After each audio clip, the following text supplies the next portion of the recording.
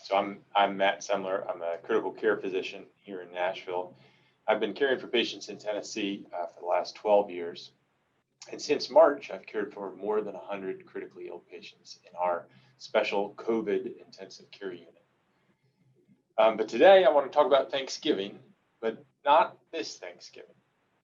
I think I want to talk about next Thanksgiving because I want everybody listening to picture next year with the friends and family and grandparents and parents and brothers and sisters and neighbors who you want to spend next year's Thanksgiving with, who you want to see around the table.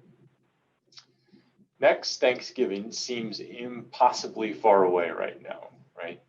But it isn't. A vaccine is coming. A vaccine for COVID is coming, and there's light at the end of the tunnel. The reason that's important is because it makes the choices that we all make this holiday season critical. If you want to spend next Thanksgiving with a parent or grandparent or brother or sister or neighbor or friend, then you have to choose how to protect them this holiday season. When I say that, I mean it. In the last 9 months, I've cared for more than 50 patients who died from COVID. A young woman in her 20s all the way up to a great-great-grandmother. And each one of those families is going to have an empty seat at the table this Thanksgiving, right? In the ICU right now, we have a college student. We have a 40-year-old who got COVID at the gym.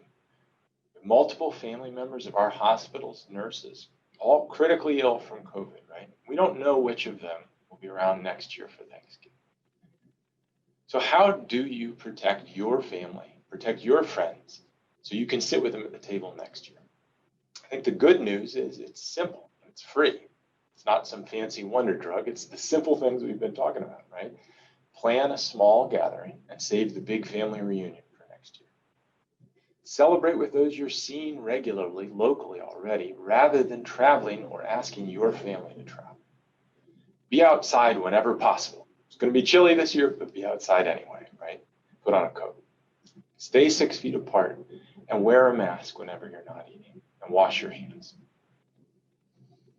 But to ensure that your friends and your family are with you next year on Thanksgiving, we also need our state's leaders to do their part. Their job's even simpler than ours, right? Governor Lee needs to issue a statewide mask mandate. That's it, right? Tennessee counties where masks were mandated over this past summer now have death rates that are less than half of those where masks were not mandated. This isn't rocket science. It isn't rocket science. There are more patients hospitalized in Tennessee now, this week, than at any other time during the pandemic. And more than 40 other states have already issued mask mandates. So what are we waiting for? If our leaders can set speed limits to protect drivers and pedestrians, we can implement a mask mandate to protect all of us. And it isn't forever. There's light at the end of the tunnel. We have to do these things now to get us to the point that we're all at the Thanksgiving table together next year. So today, I'm going to walk back up to our intensive care unit, which has more patients in it this week with COVID than at any other time during the pandemic. The doctors up there, the nurses are exhausted. We've been doing this for a long time, and we need the support of the community and of our state's leaders. And this Thanksgiving, I'm going to eat a meal outside with a small number of my immediate family members with social distancing and with masks. I hope that you'll do the same.